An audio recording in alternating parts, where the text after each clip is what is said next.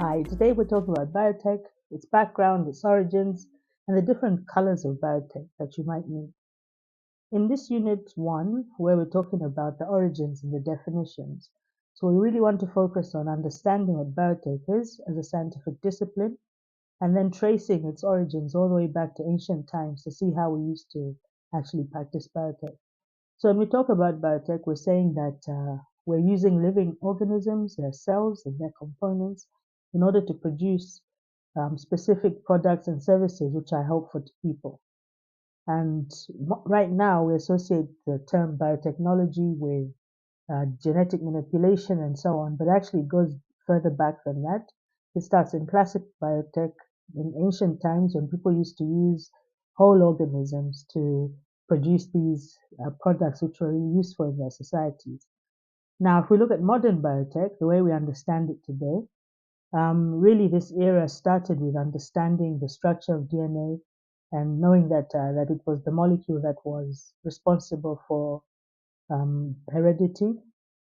Thereafter, we discovered the subcomponents of that whole architecture. We're talking about plasmids, restriction enzymes, and also trying to sequence DNA. How do you actually tell the sequence of the DNA that's on the strand?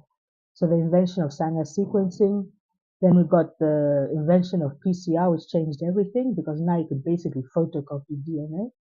And then there was also a lot of development in viral gene delivery as well, using viral systems to deliver DNA from one organism to another.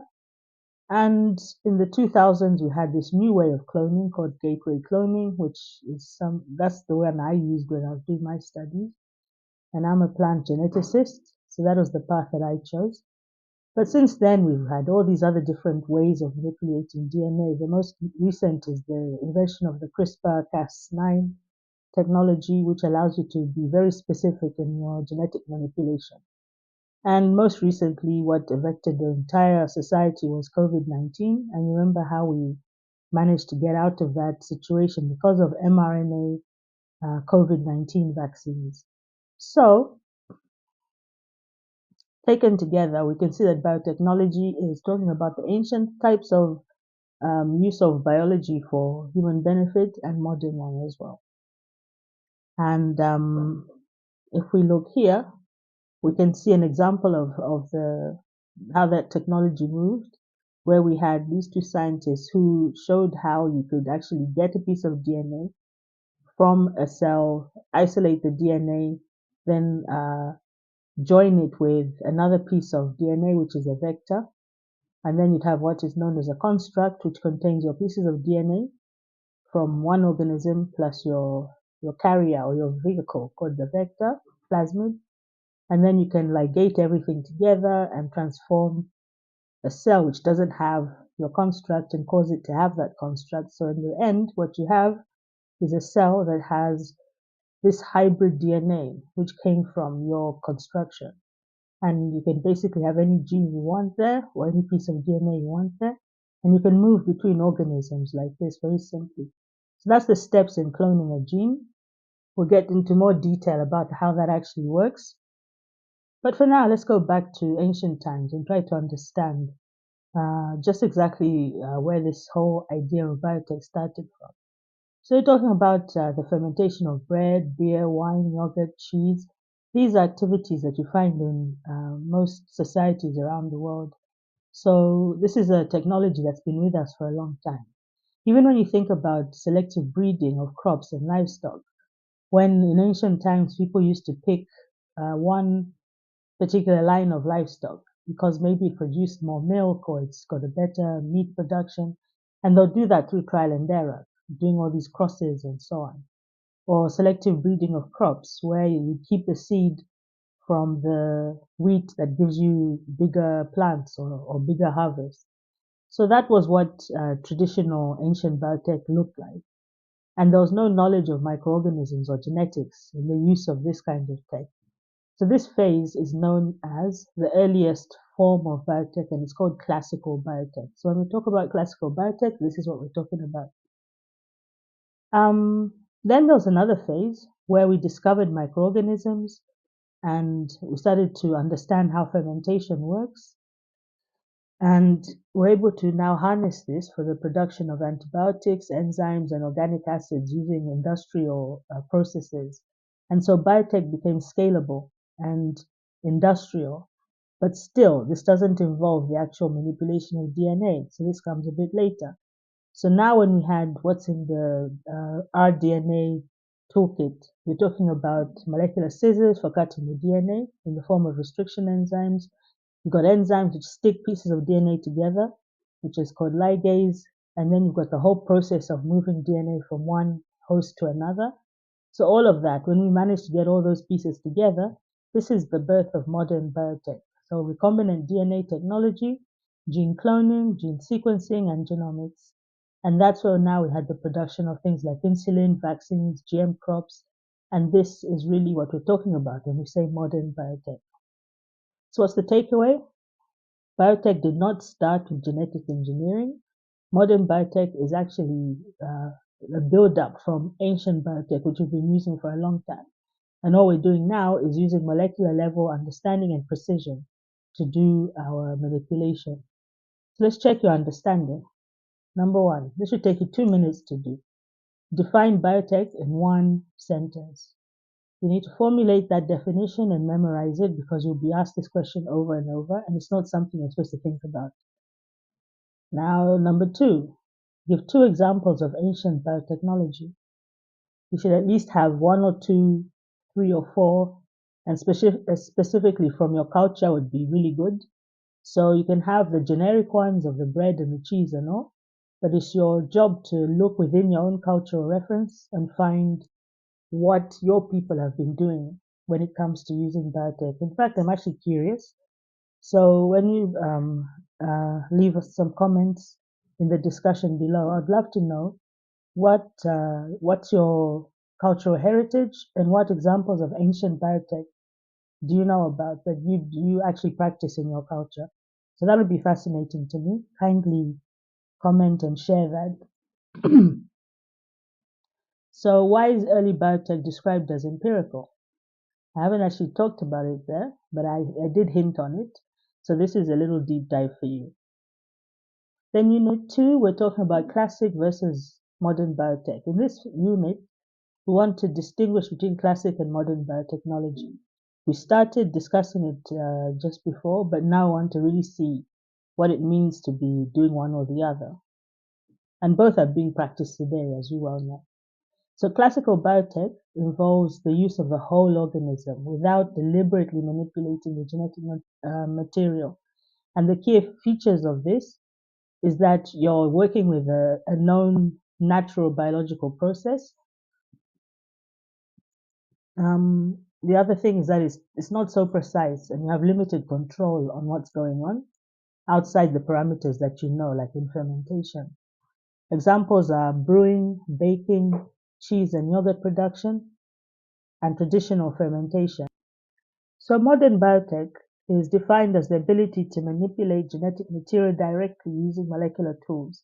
When we say molecular tools, we're talking about enzymes and other things at the molecular level that we use to cut the DNA, stick it together, and do other types of manipulations with it. Key features of modern biotech include recombinant DNA technology, and it's highly specific and it's highly precise. And examples of this are how you're able to produce recombinant human insulin, and also how you're able to make genetically modified crops, and how you're able to sequence DNA and do diagnostics using DNA sequence. Now let's move on to the next concept, which is the many colors of biotech. So if you start having any kind of study of biotechnology, you hear all these different colors: red biotech, green biotech, white biotech, and many other colors, and many other variations as well.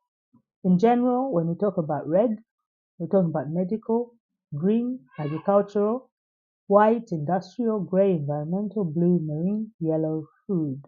So this is one way of looking at the colors. These colors may vary because there's some people who use yellow for insect biotech, for instance, or gray for something else. And I didn't even put black here for biosecurity, things like using the DNA manipulation for bio bioweapons things like engineered viruses, all that. So actually, there are many colors that I use to describe biotech, but in general, this is the flow. So the takeaway here is that when we look at biotech, there's a major difference between classic and modern, and that's the difference being on the control of the genetic information or not using the whole living organism. That's where it's at. But in our next, you can have classic and modern biotech in these areas, basically. Hmm. Okay, so let's check your understanding. State a defining feature of classic biotechnology. I think you know what that is now. State one defining feature of modern biotechnology. I think you get that. Why is modern biotechnology considered more precise? Right.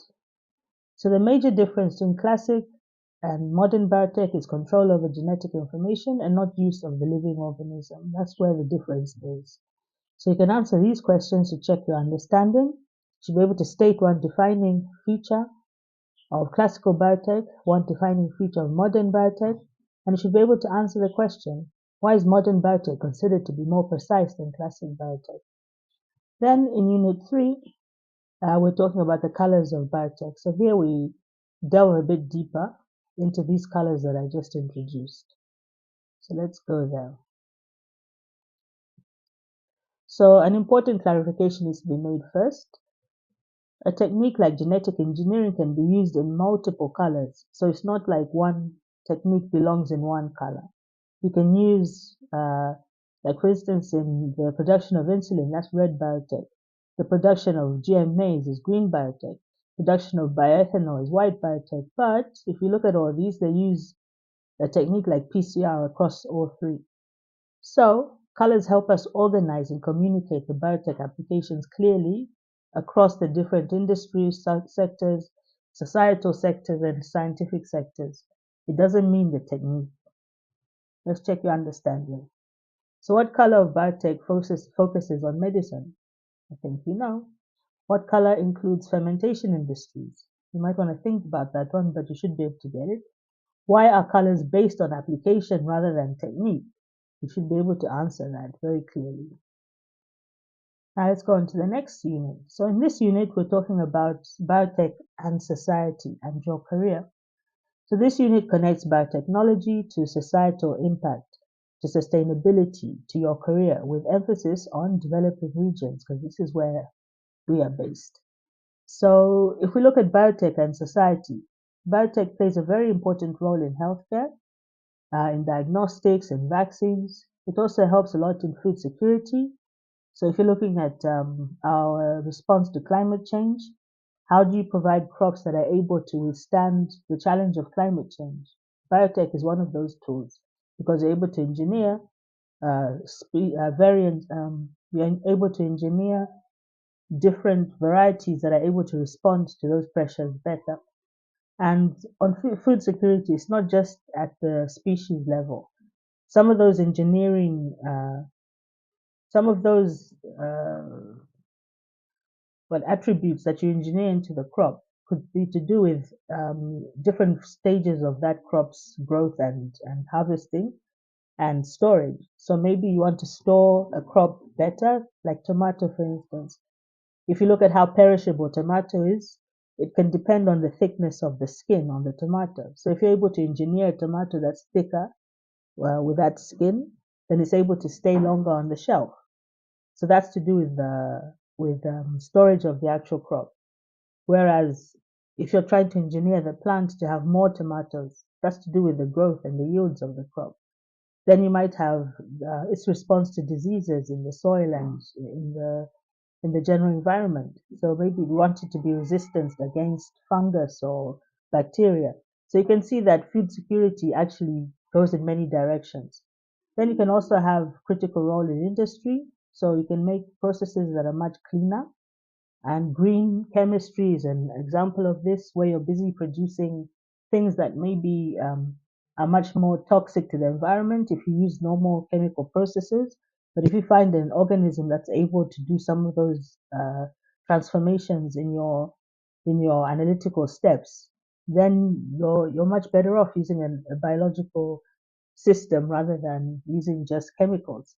So in industry, you can come up with cleaner production processes that are based on engineered uh, metabolic processes of different microbes and things like that. And then in the environment, it's also for pollution control and waste treatment. So there's a lot of microbes that are able to take your waste and use them. There are a lot of microbes that are able to take your waste and turn it into something useful again. And in the African context, we know that biotech supports sustainable agriculture, disease control, and environmental management. So because it involves you, it's important that even when things like improved crop species are announced in the papers, or it's important for you to take part in that whole process of approval and scrutiny of any kind of biotech product that's introduced into your society. So even before any kind of company can introduce, some seeds or some different product, whatever, they have to go through this process of stakeholder engagement, where they engage the public, and you, as a member of the public, are supposed to engage with them to say what you think about whatever it is they want to bring to the market.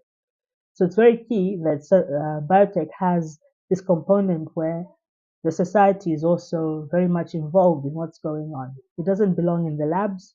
It doesn't belong in an ivory tower somewhere. You must take part to make sure that you only get those products, those services that make sense and that are ethical in your society. So you can participate in that, and I encourage that you do. So when you see next time in the paper a stakeholder engagement that is from your biosafety authority, you need to look at that and go to that place and take part in the discussion and make your observations known. Now, careers. The different biotech colors are also linked to different careers. So red biotech is linked to medical labs and pharmaceutical industries. Green biotech, you can think about agricultural and careers and seed technology, things like that. White biotech, you can think about careers in bioenergy and industrial processes. And gray biotech, you can think about environmental biotechnology, things like bioremediation and so on. So biotechnology is not a lab science, it's more. It's a developmental tool which has importance for the economy, for the environment, and for you in society. So if you take it seriously and any opportunity you have to take part, you should grab it and do so. Let's check your understanding. Name one biotech application that improves environmental sustainability. Which color of biotech is most linked to healthcare? Identify one biotechnology related career field. You should get these things a bit, instead of it being murky, you should be able to now start getting clearer thinking on these things. So let's summarize what we've learned here. Biotech has evolved from ancient fermentation to molecular precision, and it's taken quite a long time to do so. Classical and modern biotech, they differ mainly because you're looking at the control of the genetic material. The colors of biotech classify applications, not methods. So you can have different techniques which go in different colors, which go across the board. Biotech is central to health, it's central to agriculture, it's central to industry, and central to sustainability. So I would love to hear your experience with modern biotech and ancient biotech. Uh, Please feel encouraged to leave some feedback in the comments about your culture and the kind of ancient biotech that is used in your cultural setting. So what do people use to maybe preserve something perishable like milk or some dairy product? What do they use for making an interesting drink that only is found in your culture or something like that? So please, if you have any kind of insight about the cultural use of ancient, especially ancient biotech, I'd love to hear about it. So please share that in the comments and in the discussion. If you have anything else to add, I'd love to hear it. Until next time, thanks for listening.